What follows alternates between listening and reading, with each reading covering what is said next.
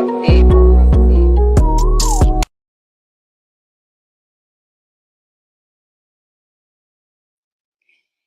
y'all, what's up? Y'all know it's your girl Ash, bringing y'all another episode of Black Girl Interrupt. Y'all have to excuse me, y'all. I'm trying to get my little self comfortable up in this chair. Okay, there we go. All right, I'm good. I'm ready. Anyway, happy Tuesday. No, happy Monday, y'all. My days are backwards, but mind y'all business. Don't worry about it. But anyway, happy Monday. Welcome back to another episode of Black Girl Interrupted. You know it's your girl Ash from the 504, baby, bringing y'all another beautiful topic on Black Girl Interrupted. Let me first say I apologize to y'all for Thursday night. I don't know so I put my computer, I don't know, maybe they said I held the button down too long, so it was in sleep mode. And unfortunately, I couldn't get it out of the sleep mode, so I had to call Apple and was on the phone with Apple for about an hour and a half for them to help me get my damn computer out of sleep mode. But that's why I could not do my show Thursday. But I said, you know what? We're going to do this Monday. We doing a show tomorrow night. And we got our show on Thursday because we have to close out National Women's History Month. But I want to just first start off by saying thank y'all so much for all the love and the prayers that you sent for my daughter over the past week. Again, for those that don't know, my daughter's father passed away on March the 13th. And we just had a memorial service for him Saturday. So I just wanted to give everyone, say thank you to everyone that showed love to my daughter and has supported her. So along the way, it's a long road, but she's going to be all right. I promise you she will. But anywho, happy Monday. It is Mental Monday, everybody. So everyone knows that before I do anything, I always do a mental health check-in. I always do it. And again, for those that are new to Black Girl Interrupted, I do these mental health check-ins because if I don't love and support on you, who will? I do this not only for me, but I do it for others that, again, could be standing in the midst of a storm, somebody that just may need an extra bit of love, somebody that just needs that little affirmation and say, you know what, I'm proud of you. You're doing a good job. Keep up the good work. So again, I always do something positive, empowering, uplifting, to let you know that I love you. You're not alone and you're not by yourself in this journey. So y'all know what I do. I always start off with something beautiful, something positive, something uplifting, before I jump into the conversation. So here we go. And then we're going to go into tonight's conversation.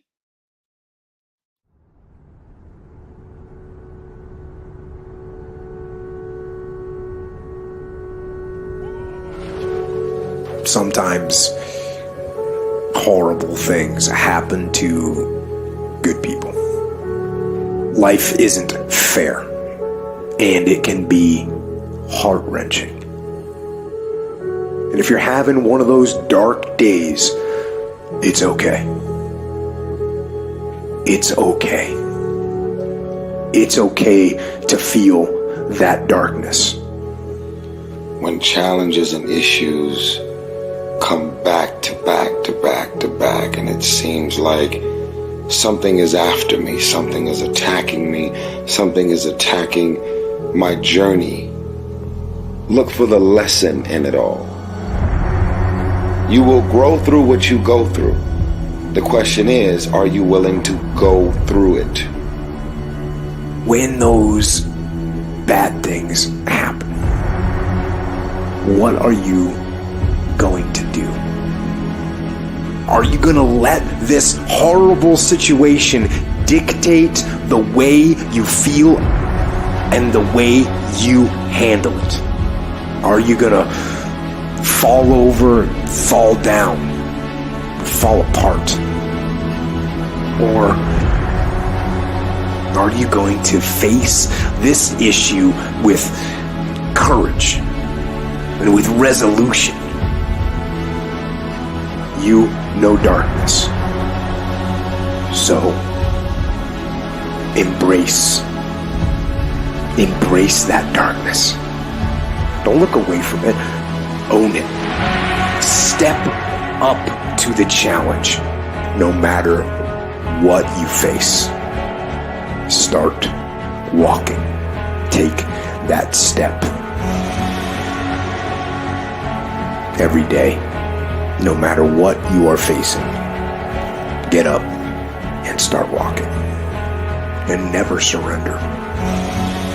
And remember that even in the most wretched times, when you face darkness yourself, no matter how bad things get,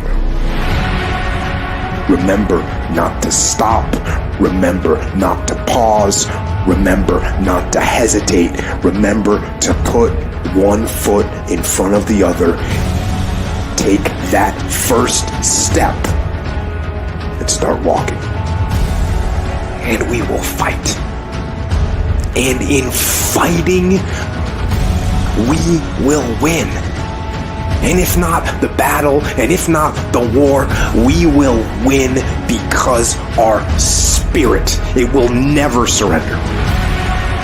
And that is the ultimate victory. To hold your head high, and even in the face of inescapable defeat, to stand and to fight. That is to win.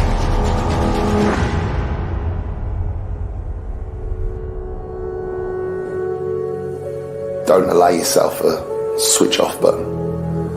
I know there's always an answer. No matter how dark that place may be, there's always a way out. Just gotta keep going. Hold on to that fundamental quality of faith. Have faith that on the other side of your pain is something good.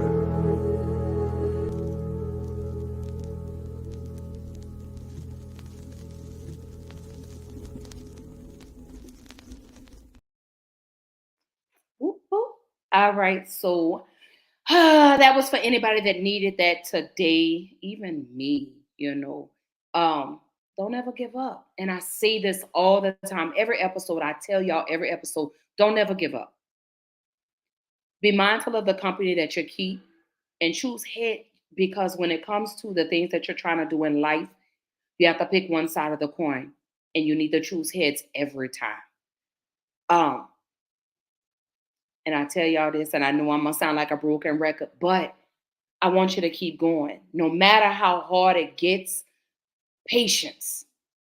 You need to get in prayer and you need to tell God, I need patience because your turn is coming.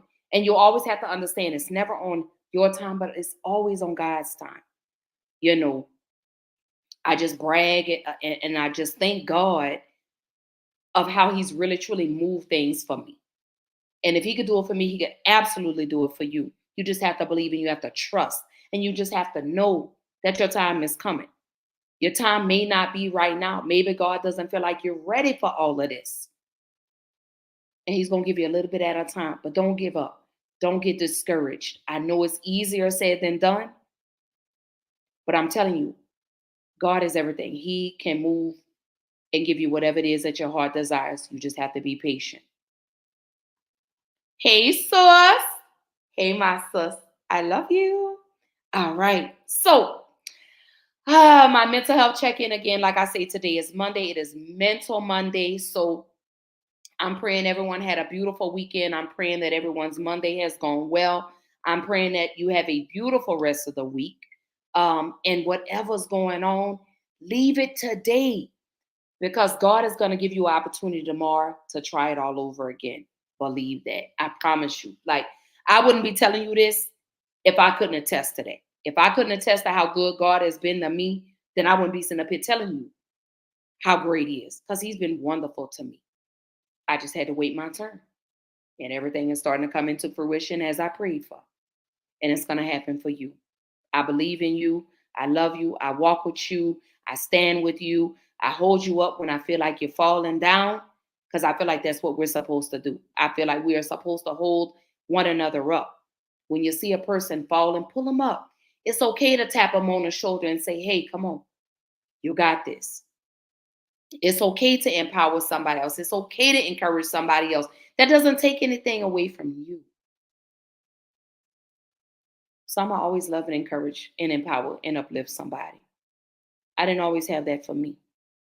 So now that I have the opportunity to do this for somebody else, I'm going to pour into you. I'm going to love on you. I'm going to empower you. I'm going to uplift you and encourage you when I feel like you slipping. And when I feel like you didn't went too far, I'm going to, come on, get up, get up. You can lay there, but you can't stay there. So just keep letting me know in the comments how you're feeling. Again, today is Monday, it's Mental Monday. But I want to keep the conversation rolling because guess what? We are still celebrating National Women's. Let me fix this, y'all. Hold on. Let me fix this. Because we are still celebrating National Women's History Month. I'm so sorry, y'all. I thought I had corrected this. All right, there we go. All right, there we go. I had to fix it. So, y'all, we are still continuing the conversation on National Women's History Month. And the two women that I chose and selected for today, I want to start off with the beautiful Debbie Allen. A lot of y'all, hey, babe, I hope you're having a good night at work. So I want to start off with the beautiful, beautiful, infamous, world-renowned choreographer, producer, director. Man, Debbie Allen is everything. This is one lady that is so multifaceted. And then she was born and raised right here, Third Ward, Houston, Texas. So shout out to Houston for, man, Houston has produced a lot of legends that I love. Felicia Rashad, Debbie Allen, you got Beyonce, you got Trader Truth, you got, oh God, there's so many. You got Loretta Devine from Houston. Patrick Swayze was from Houston, Texas. I mean, there's so many icons that were born and raised right here in Houston, Texas. But I wanted to, like I said, I selected Debbie Allen because Debbie Allen, I don't feel like she gets recognized enough. And I don't like the fact that we wait until a person passes away to give them their flowers. I want to give them their flowers while they could still see them. Debbie Allen is, I mean, we know her from Fame. We know her from The Cosby Show. We know her from A Different World. We know her from Grey's Anatomy. I mean, this lady is phenomenal. I need y'all to really, truly give it up. Your sister says, hey, babe, I really, really, really, let's jump into this because we really got to give it up for Debbie Allen because, baby, Debbie Allen is that girl. So for those that don't know, here's Debbie Allen. Deborah K. Allen was born in Houston, Texas, to African-American parents, Vivian Elizabeth Ayers, a poet and art director, and Andrew Arthur Allen, an orthodontist. As a child, Debbie, her older brother, Andrew, called Tex, and her older sister, actress Felicia Rashad, lived in Mexico to escape U.S. racism. Their mother decided to live there to give the Allen children a brief experience of not having to endure the chronic racism and segregation that was typical of Texas during the 1950s. Debbie and Felicia are fluent in Spanish. Debbie graduated from Jack Yates Senior High School in Houston, Texas in 1967. She graduated cum laude from Howard University in 1971 with a BFA in Classical Greek Literature, Speech, and Theater from Howard University. She used her experiences from attending historically black College Howard to inform her production and direction of the TV show A Different World, 1987. Although her parents divorced, Debbie remained extremely close to her father until his death. With Felicia, she has production company, DAD, which stood for Dr. Allen's Daughters. Her Pulitzer-nominated poet mother Vivian is the artistic and free spirit that has influenced and encouraged the remarkable creativity that so marks Allen as a performer.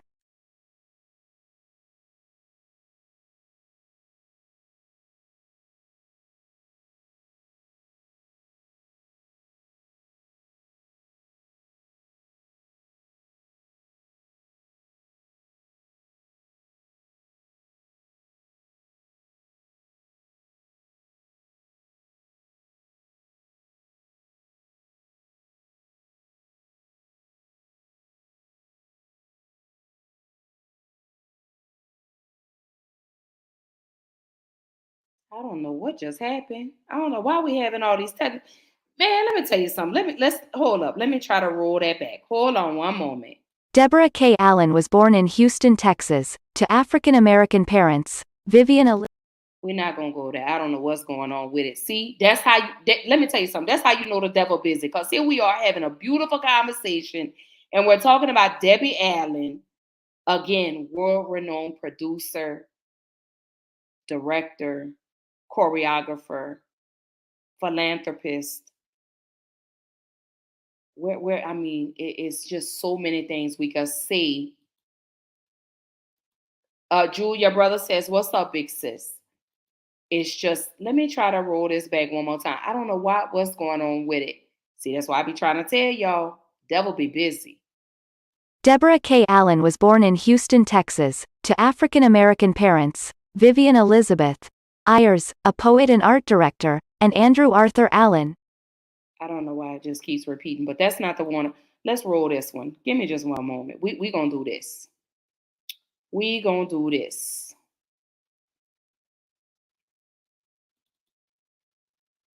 We gonna go this. Allen is an American actress, dancer, choreographer, singer-songwriter, director, producer, and a former member of the President's Committee on the Arts and Humanities. She has been nominated 20 times for an Emmy Award, 2 Tony Awards, and has also won a Golden Globe Award and received a star on the Hollywood Walk of Fame in 1991. Allen is best known for her work in the musical drama television series Fame, where she portrayed dance teacher Lydia Grant, and served as the series' principal choreographer.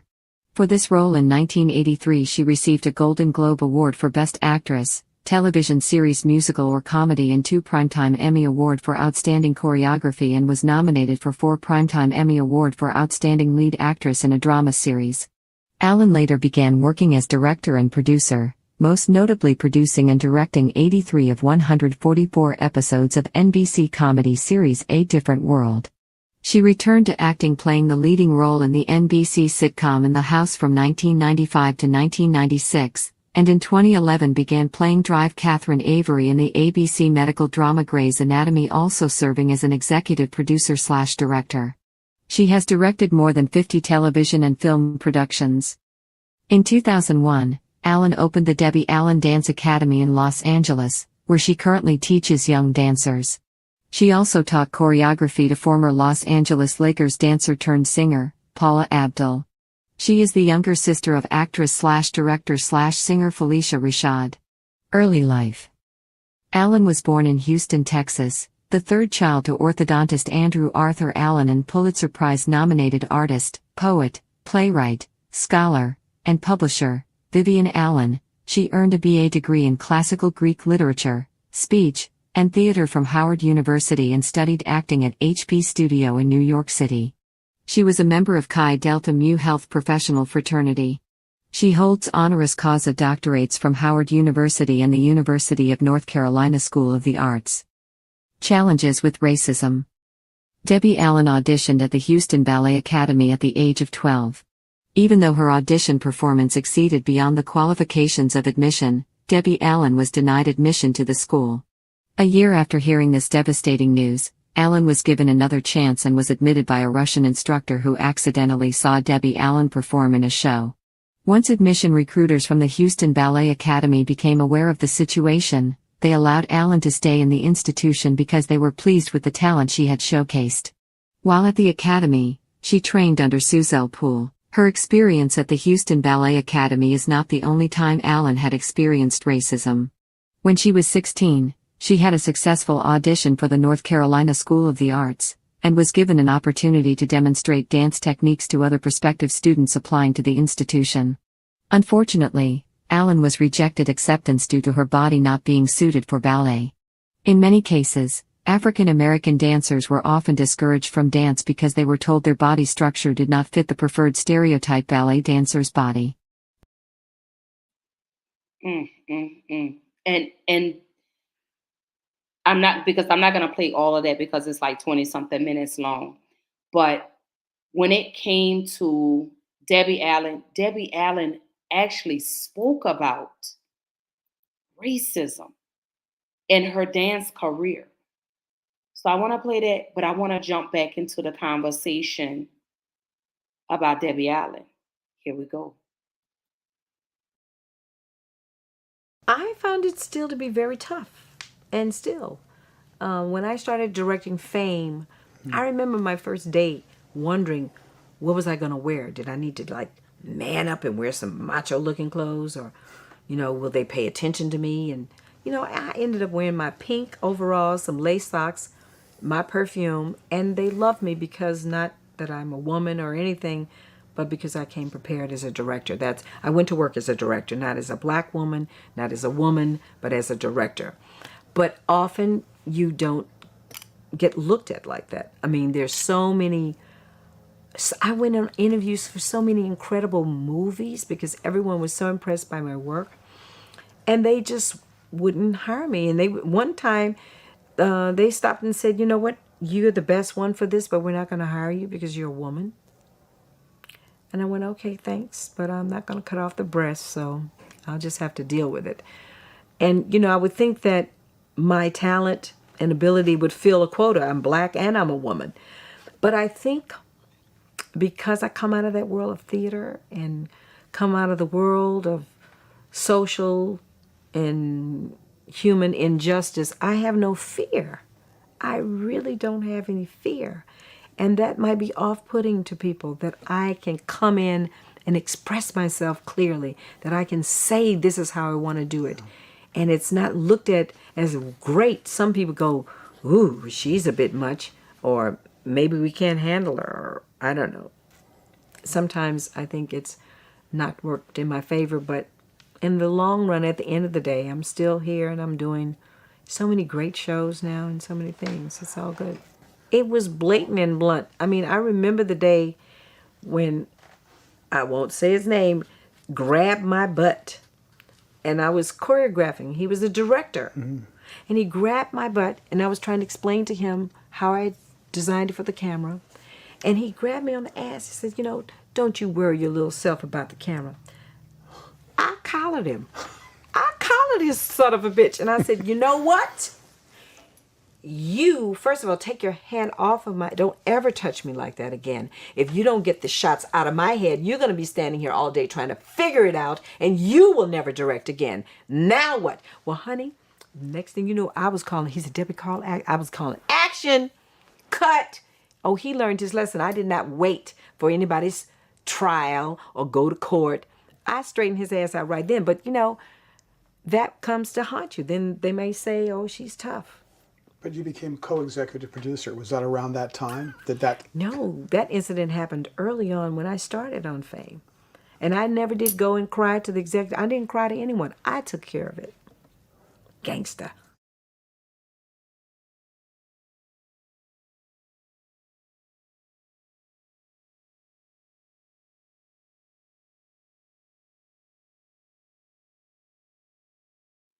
Baby, y'all caught that, huh? Cause Debbie Allen said, get your hands off of me. Don't you ever touch me like that." And in that moment, when I heard her say that, I was like, oh yeah. I knew this lady here was absolutely the truth, because you look at Debbie Allen, and she's a petite little thing. I've seen her one time in person, and she's a little short, petite. She's so pretty. But Debbie Allen is a no. Let me tell you something, baby. Don't let that cute face and that pretty smile fool you, because you heard her when she told, get your ass off of me. Don't you ever grab me like that. And in that moment, I believe that's what really solidified her position in Hollywood, is because they knew Debbie Allen wasn't taking no mess. And that's another reason why I had to stop and I had to give this lady her accolades, because when I tell you, I don't feel like Debbie Allen gets enough love. I don't feel like she gets enough recognition. And for someone that has opened the doors for not just only Black women, but white women, Asian women, Latino women, have given their accolades to Debbie Allen. They've thanked her and have looked at her as an inspiration for their dance careers. She has choreographed. I mean, if y'all go back and you look at Fame, when her and Leroy were dancing, I'm like, this lady here got man, she opened up a dance school in LA. She taught Paula Abdul, who used to be a former Lakers girl. You know, Jewel says Fame was my show. I think Fame was everybody's show. You go back and you look at some of those episodes. I remember when Janet Jackson was on there on Fame. I remember with Irene Cara.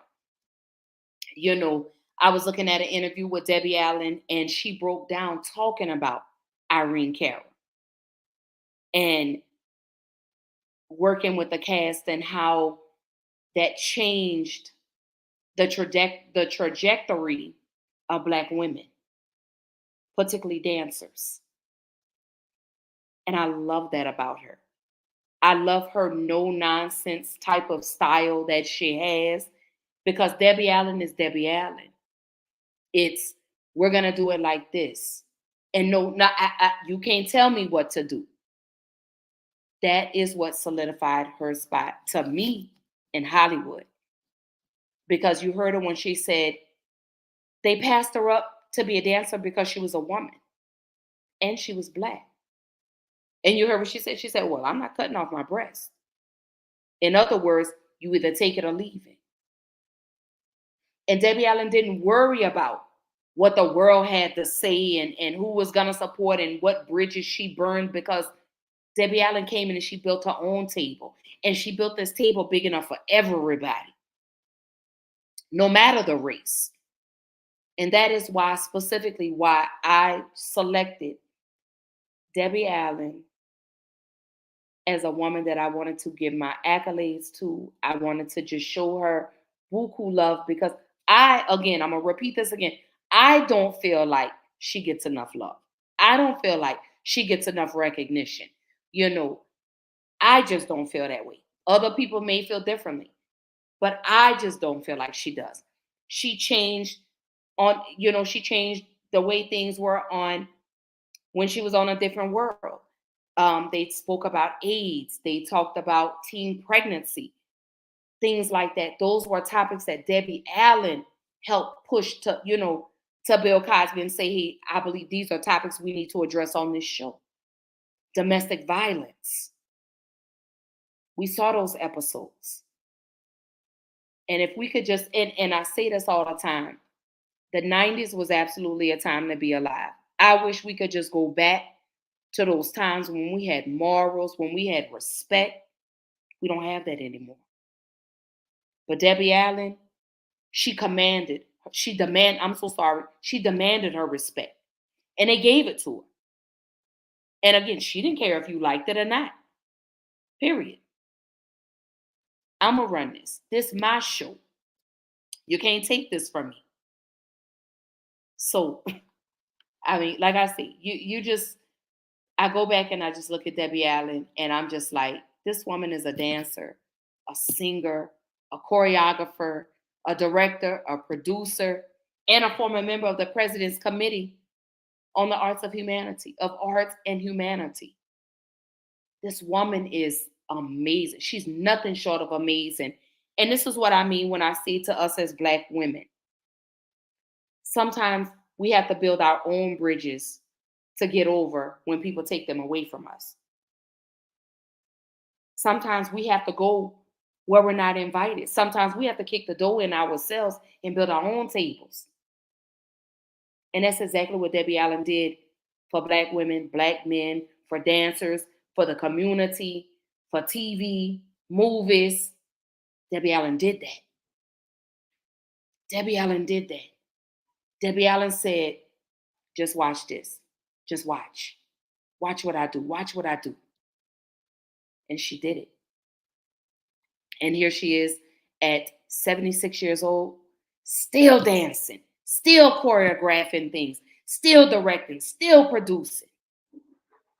She said when she came in the game, she was here to stay. And I respect her on that. Baby, let me tell you something. Y'all can't tell me Deborah Allen from Third Ward, Houston, Texas is not a legend. You can't tell me that this woman is not a gem. You cannot tell me that this woman is not an icon. Because Debbie Allen changed. She changed it. And she's going to tell you about her no nonsense. Here we go. Well, Fame was quite a wonderful undertaking. I was in New York at the time, and I did the movie. I did the movie Fame, and I was playing actually a teacher's assistant, and I was supposed to have a big number. I was Irene Cara's nemesis. But Alan Parker had a 10-hour movie before he got to my part, so they cut it. So I was left there with this wonderful line describing what Leroy was doing when he was dancing. What do you call that? I said, wicked. That's when I knew, honey, there's no such thing as a small part. Because that one line, that one word got me the series. They said, we'd like you to play the teacher. And so I said, okay, I will play the teacher, but only if I can do the choreography, because that's what interested me. So they said, oh yeah, you can have that. And the choreography was everything. It became the directing, it became the producing, it became, so central to the life and the success of that show.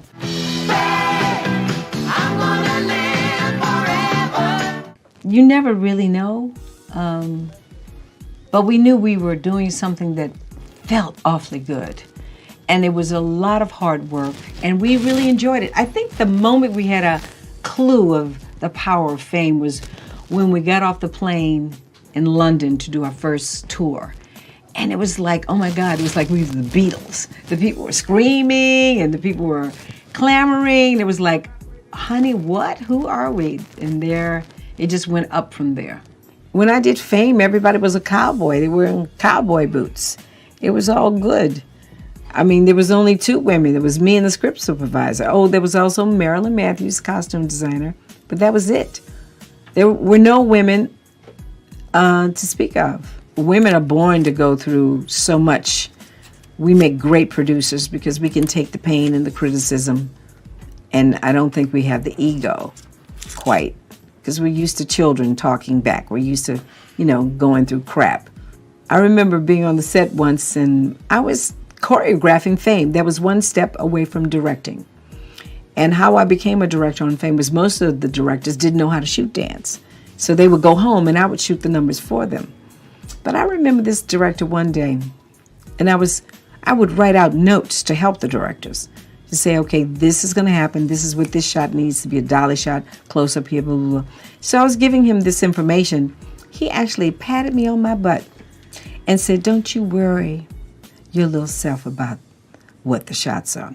I said, listen, you better listen to what I'm telling you, or else you're going to be here till 4 a.m, and this will be the last show you ever direct. Honey, by the time I got through sassing him, I was saying action and cut that day. He knew not to mess with me. Smacking me on my butt. Child, please.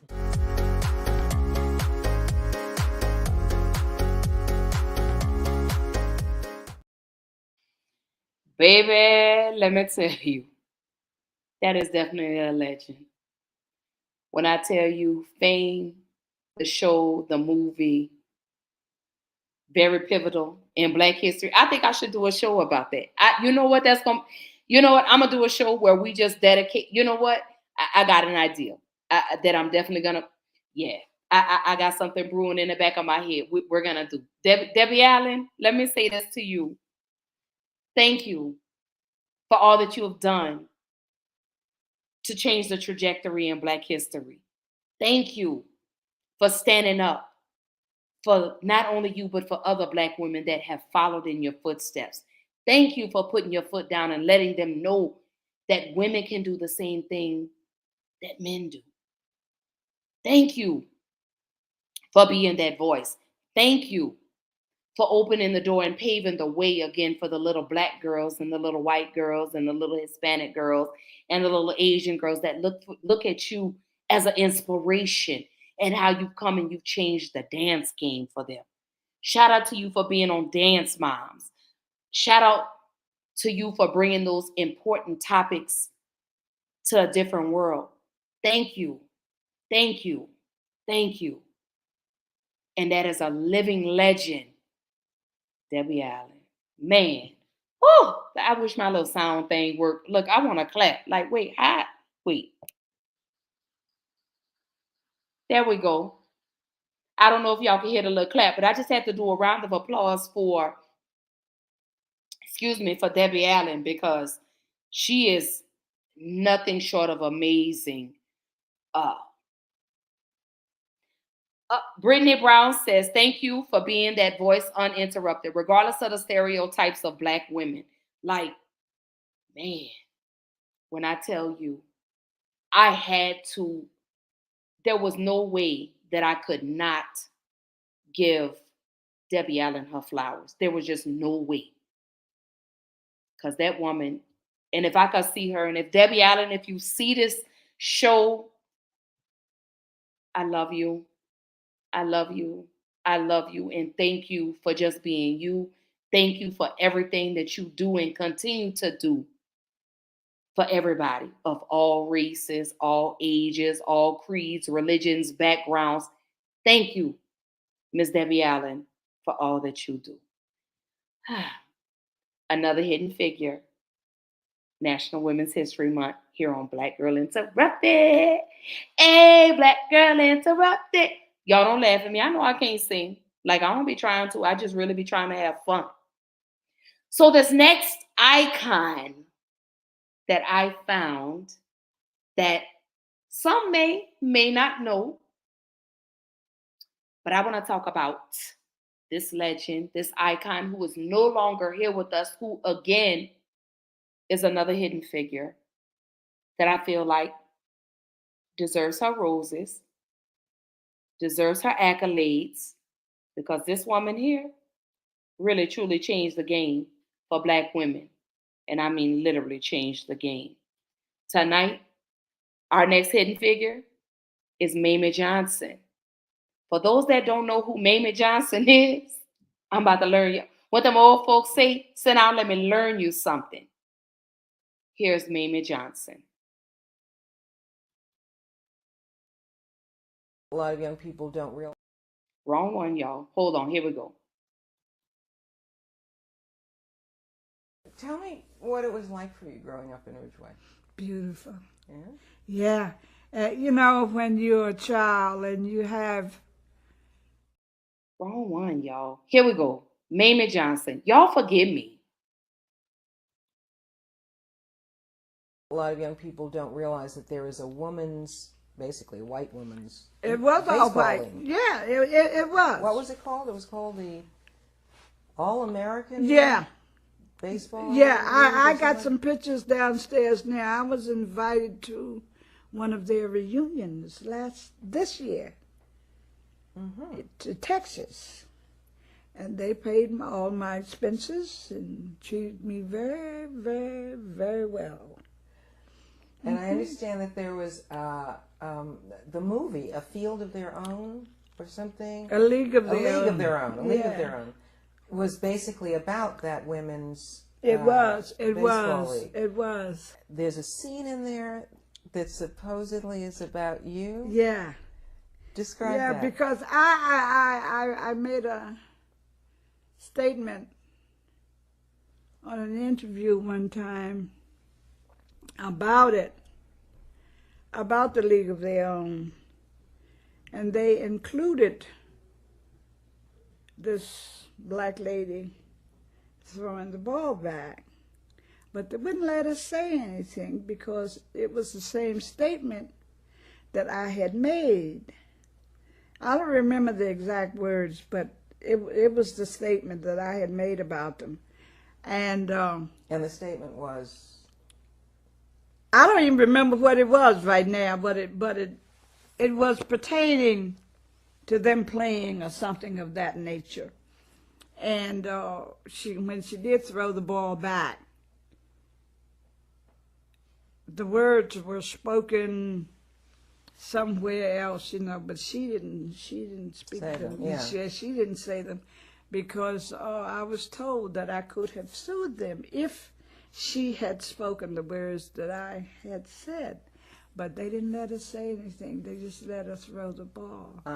Yeah. But it was meant, and as I recall, the scene was basically that the white women in this league were playing a game, and a ball was hit or out where of she bounds, was, where and she threw it back. And she threw it back. This African American woman threw it back, whipped it back. Yeah. And that was supposed to represent the fact that African American women could not be part of this league. Yes. And that was the only reference that was made to it. Yes. Now, the league, the All-American Women's League, Baseball League, or whatever it was called, you mentioned that you and a friend of yours had decided to try out for They didn't let us try out. We went there to try out. And this was in Alexandria, Virginia. Yeah. And you saw an ad in the paper or something for tryouts? It was advertised on the radio. And Rita made me aware of it. Rita's your friend? Yeah. And we said we were going to go. Hey, we can do this. And because we were playing hardball at the time, too. But we were playing with the fellas. And we said we were going to take the bus and go over. Now, did you realize it was all white? No, I didn't. Right at that particular time. No, I didn't. All we knew was baseball. And that it was professional. And this is what we knew. But we didn't realize it was all white until we got there. And when we got there, I didn't realize about the segregation. See, that's when I really realized that there was segregation. Because I never had to deal with it before. It wasn't anything that I had to deal with. So you got off the bus, and there was this field with these women, all of them white. Yeah. So what happened? We go there, and I said to Rita, I said, you think they're going to let us try out? She said, I don't know. I don't know either. So we stood there, and they looked at us as if we had our gloves and everything. You know what I've come here for.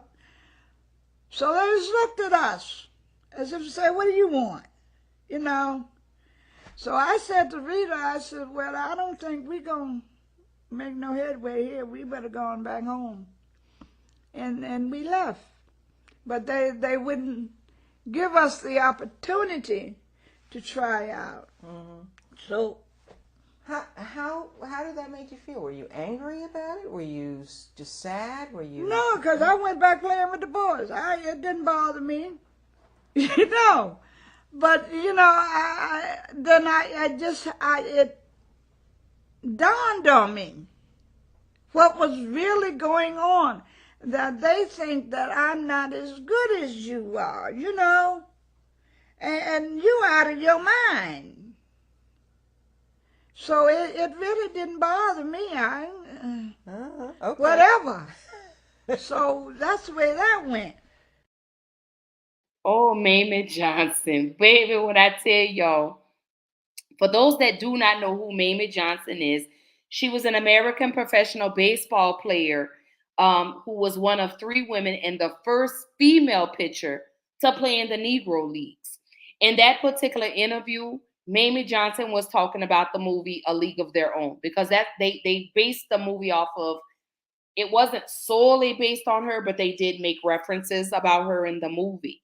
And so they told her, had the actresses pretty much, if they would have spoke verbatim with the things that Mamie Johnson had said, Mamie Johnson could have sued. So again, Mamie Johnson was the first American professional baseball player who was one of the 3 women, and was also, again, y'all, the first female pitcher to play in the Negro leagues. Let me just pause for a minute, because let me tell you something. Every time I do a show and I'm honoring a different iconic Black woman, I get goosebumps, because it just makes me very proud of the things that these Black women have done and continue to do to make headway. Like I said before, you can't have history without Black history. And sometimes we have to dig deep to pull some of those hidden figures up to the forefront. I had heard about Mamie Johnson, but I myself didn't know enough about her until I sat down and I said, I want to do a hidden figure, and I want someone that I don't feel like gets enough recognition. So when I sat down and started doing this episode and I selected Mamie Johnson, her story was amazing to me because here we are. Women weren't allowed to, at the time, women didn't have rights. We couldn't vote. We couldn't do anything. But for this Black woman to become the first female pitcher in the Negro leagues is nothing short of amazing. So I really want to, let's give it up. Let's give her a round of applause. I don't know if y'all can hear that, but I wanted to give a round of applause to Miss Mamie Johnson. But let's keep the conversation going with Mamie Johnson.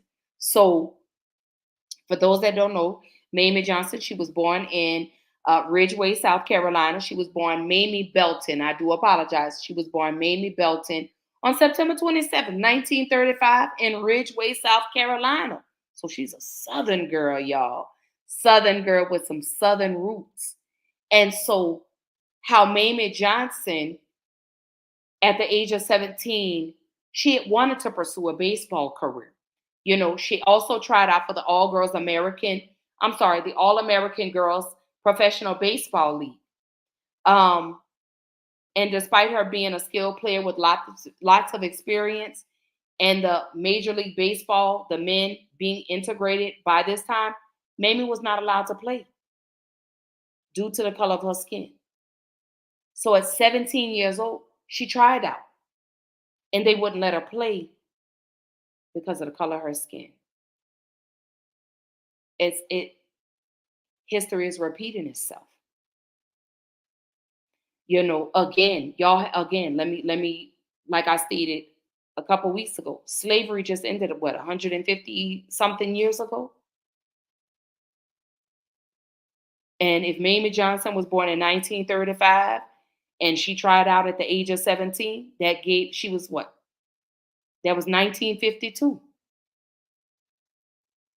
During the Jim Crow era, where Blacks weren't allowed to frequent white establishments.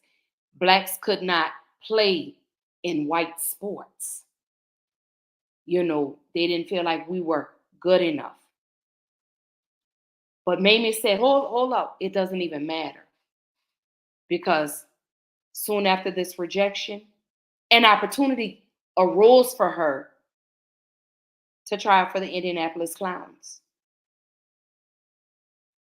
Her and Connie Morgan were signed by the Indianapolis Clowns in 1953.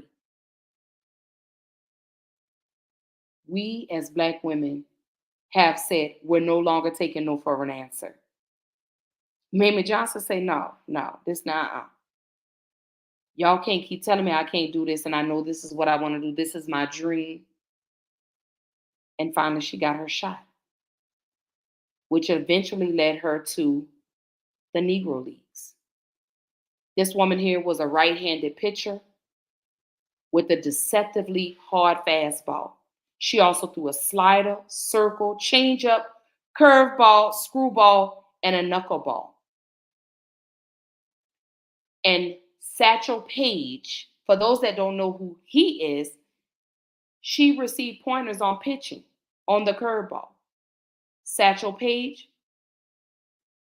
actually was a player, a well-renowned player in the Negro League, Major League Baseball, and who was inducted into the National Baseball Hall of Fame. Man, these stories just, I'm telling you, I just got chills just thinking about it. And Mamie Johnson wasn't a big woman. She was a little small, petite woman. She only was 5'3" and only weighed 98 pounds. But still, with her little stature, that didn't stop her from doing what it was that she needed to do.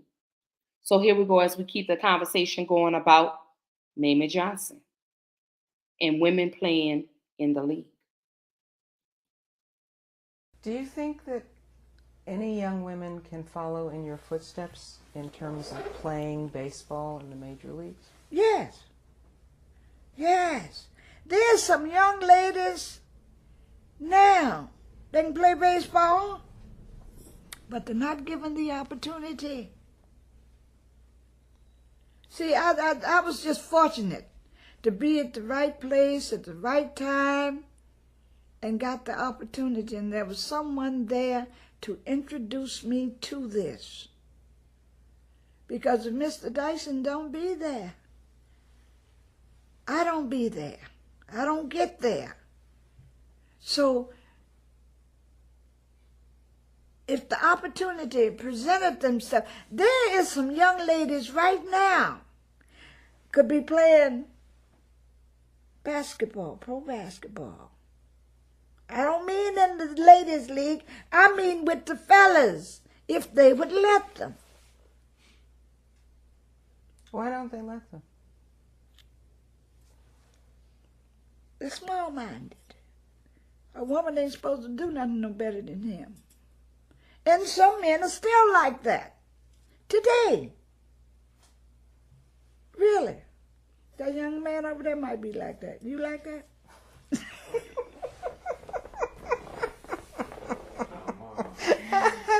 So how do you change that? Or, I mean, does a young woman just kind of wait and hope that someday the gate's going to open? Maybe she has to bogart her way in like I did. You know? And years ago, there was a young lady playing with the Globetrotters. Now, I don't know where she went or what happened to her, but probably she couldn't get the opportunity to go anyplace else. If no one will accept you, then you can't go. So even after all these years and after you're paving the way in so many ways, the doors are still not really open. No, they're not. No, they're not. I was down at Congress 3 years ago with the Women in Sports Organization. We were trying to get the K9 something. I think it was the K9 money for girls in sports, for the high schools and the colleges and so forth. We were trying to get more money for the girls because there was no money for the girls. They were buying everything for the boys, and the girls don't have anything. And this is the thing that's going on. They give it to the fellows, and the girls are not there. And then you don't have any coaches out here for the young ladies. So let me ask y'all, do you agree with what Mamie Johnson says when it comes to sports and women not being given the opportunity to play in the league? Because I liked what she said when she said people are small-minded. And she said, you know, they feel women aren't supposed to do things that men do with regards to sports. Let me clarify that. Excuse me, with regards to sports. But with Mamie Johnson, she paved the way. She opened the door and presented a window of opportunity for Black women that wanted to get into sports, whether it's baseball, whether it's basketball, whether it's soccer, volleyball, swimming, tennis. You know, we got Venus and Serena tennis. But Mamie Johnson, I have to give her accolades. I got to give her recognition because this woman said, you got to force your way in. They're not going to let you, basically she said, they're not going to let you in voluntary. You got to push your way in. And that's what I say even in present day. You got to build your own table or make you a spot at the table. Go in even if you're not invited. Build your own bridge for people to cross over. And that's exactly what Mamie Johnson did for baseball. Again, being one of 3 women and being the first female pitcher in the Negro Leagues. If that ain't, man, what's the word? Like my mind literally just went blank, man. If that's nothing short of a phenomenal, I don't know what else to call it. Because during those times, blacks weren't allowed. We weren't allowed to integrate. But Mamie Johnson said, well, just because this person told me no, doesn't mean this person over here is not going to tell me yes.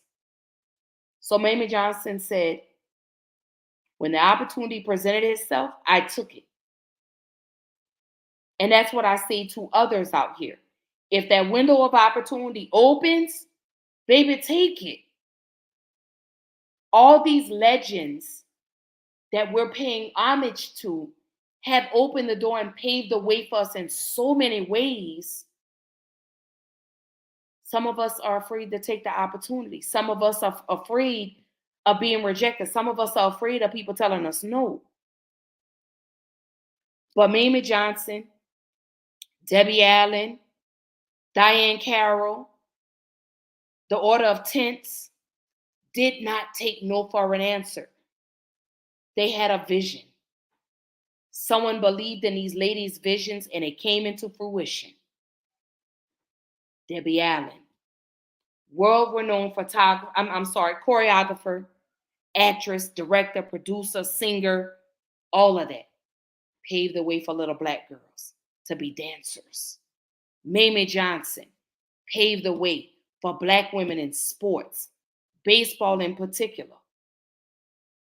But she also encouraged and said, sometimes you got to kick your way in. They're not going to always invite you in, but you got to force your way in.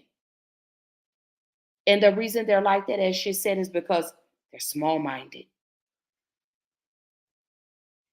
They don't feel like women can do what men can do when it comes to sports. And if you see now, it is now expanded. We have women football. We have women's track and field. We have women's swim. We have 400 meter, everything. Basketball, the WNBA.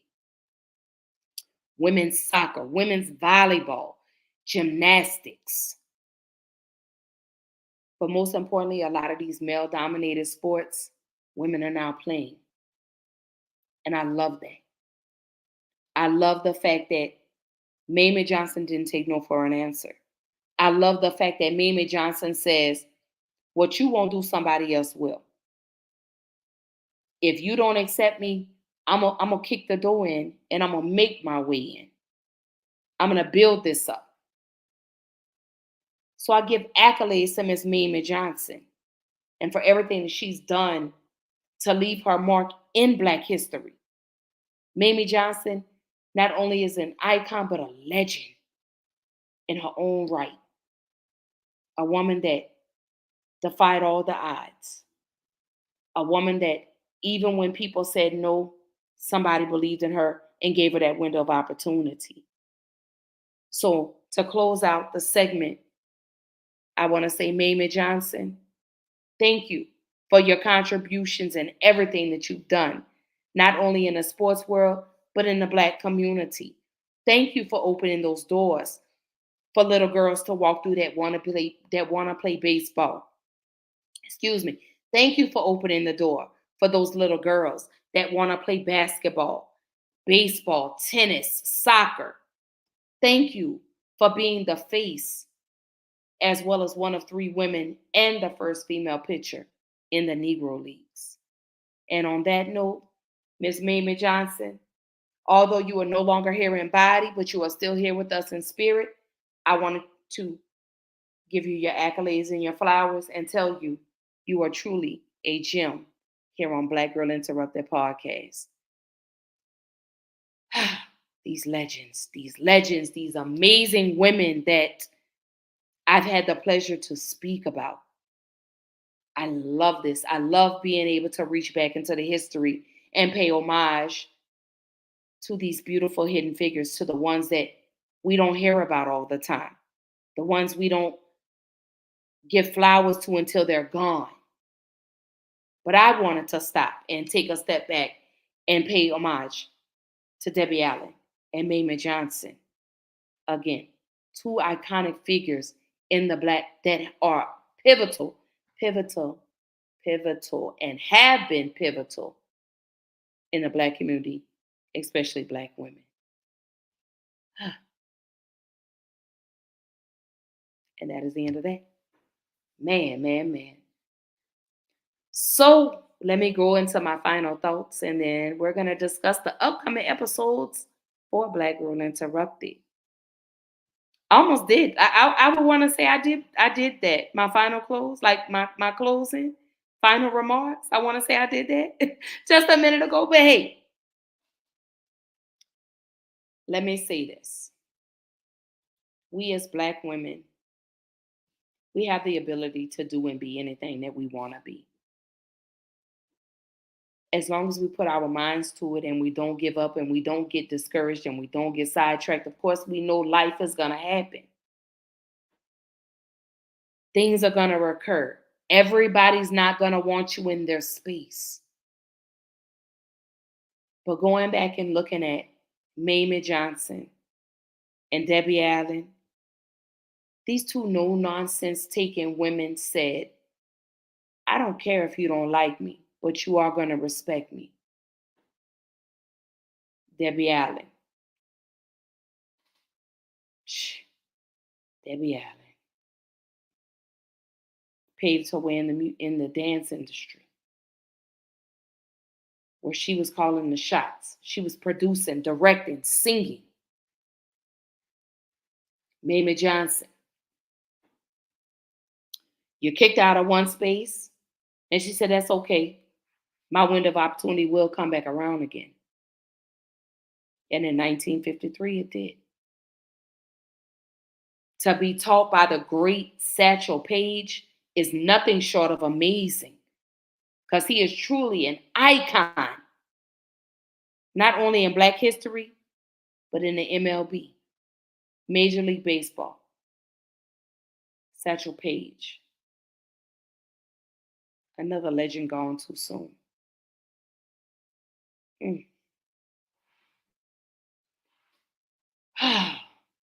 All right.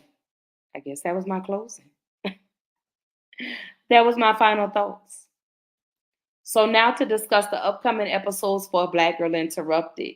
Yes, ladies and gentlemen, we are closing the month out Thursday. But tomorrow night, we are talking about Florence Flo Kennedy.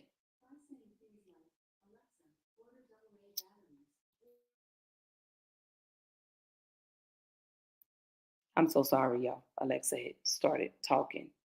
And I don't want my live to be taken down. Coming episodes, excuse me, as I was saying, for Black Girl Interrupted. So tomorrow night, we're going to be talking about Florence Kennedy.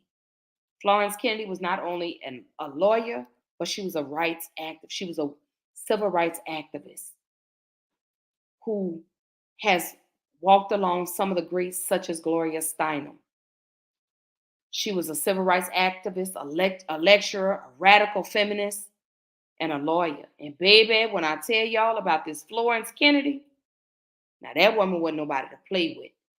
That woman was all about the rights of women, the betterment of women. Not just Black women, but all women. And to be able to have the privilege to walk alongside Gloria Steinem, man, what I would have paid just to, because baby, let me tell you,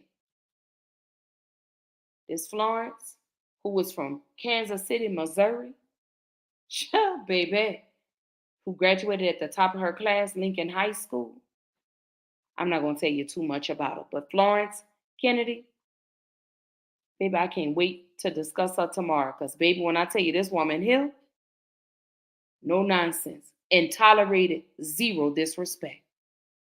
Baby, what can we say? We're just some phenomenal people. We have some excellent Black women who have left a mark in history and deserve to be recognized and given their accolades. Even if they're gone, still give them their roses and their accolades, because if it weren't for these ladies, a lot of us wouldn't be sitting where we are today. So I love that about Debbie Allen, Mamie Johnson. Because without those two ladies, we would not be sitting here where we are today.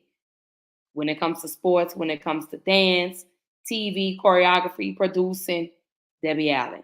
You had your sports, we had Mamie Johnson. We're just some great, great, great freaking people. So again, tomorrow night, streaming live at 8:30 p.m. Central Time, 9:30 Eastern Time, we're going to be talking about Florence Flo Kennedy. I'm going to learn y'all people something about Flo Kennedy. I just got another chill because, like I say, anytime I'm able to have a voice where I'm able to just recognize these beautiful icons, it's greatness. It just lets me know that anything I put my mind to, I could do it. I just have to remember not to ever give up. And we all know how that goes sometimes. But that's okay. But I do want to say thank you all for joining in and tuning in to another episode of Black Girl Interrupted. Black Girl Interrupted streams live on Facebook and YouTube. At 8:30 p.m. Central Time, 9:30 Eastern Time. That's on Tuesdays and Thursdays. Again, streaming live on YouTube, streaming live to Facebook. If anyone is interested in being a guest on Black Girl Interrupted, I have the email down at the bottom. It is blackgirlinterruptedpodcast@gmail.com. Please hold tight because this email is subject to change. But if you were looking to be a guest, if there's a topic you want Ashley to discuss on Black Girl Interrupted, don't hesitate to send me an email. We can set up a time where we do like maybe a Zoom or a Google Meet where we discuss the topic, discuss the conversation, and how the times coincide with one another. So again, if you're looking to be a guest, Black Girl Interrupted Podcast@gmail.com is the email. Please allow me 48 hours to respond. 48 hours. Also, don't forget, if you do not know, the website is up. It is www.bgipodcast.org. Don't forget to sign up with your email address so you can receive your monthly newsletters about the upcoming topics on Black Girl Interrupted. It'll also be a poll. It'll also be, I can't remember, it's something else that's going to be on there where you're allowed to submit things anonymously. So if you do would care to sign up, you go to www.bgipodcast.org. Sign up so you can start receiving your monthly newsletters. Another upcoming thing for Black Girl Interrupted, merchandise will be on the way. We're looking for that maybe the early part of summer, maybe midsummer. So be on the lookout for the Black Girl Interrupted merchandise. I am going to start out with t-shirts, and then eventually I'll roll out into other types of gear: hats, socks, mugs, carry bags, things like that, stickers. Have so many great and beautiful and amazing things coming up for Black Girl Interrupted podcast. You guys, man, I'm so drained. But I just want to say thank you to everyone that tuned in tonight. Thank you for the continuous love and the support that you guys show me each and every episode. Again, I appreciate the comments, the prayers, the concerns with regards to my daughter. Again, I have some beautiful things coming up for Black Girl Interrupted. And as the dates start to get closer, I will start rolling out those announcements. Again, if you don't want to miss out on the upcoming things for Black Girl Interrupted, don't forget to run to the website. Again, it's www.bgipodcast.org to stay updated with all the latest news and all the things and events that are going to be coming up for Black Girl Interrupted. So on that note, I just want to say I love you guys. Again, I appreciate you tuning in. It is Monday, Mental Monday. Please take care of yourself. Please utilize that time off from work, baby. That's what PTO is for. That means preparing the others, take care of yourself. Self-care is so important. Please do not let what's going on in life discourage you or keep you down. And baby, definitely drink your water, stay in your own lane, and take that PTO. So on that note, I love you guys. I hope everyone has a great night, and I'll see you tomorrow night. Don't forget, 8:30 p.m. Central Time, 9:30 Eastern Time. Don't forget to like, share, comment, subscribe. Again, Black Girl Interrupted is available on all streaming platforms. You can follow me on Instagram. You can follow me on Twitter. You can follow me on TikTok under the same name, Black Girl Interrupted. But I love you guys, and I'll see y'all tomorrow night. Have a good night.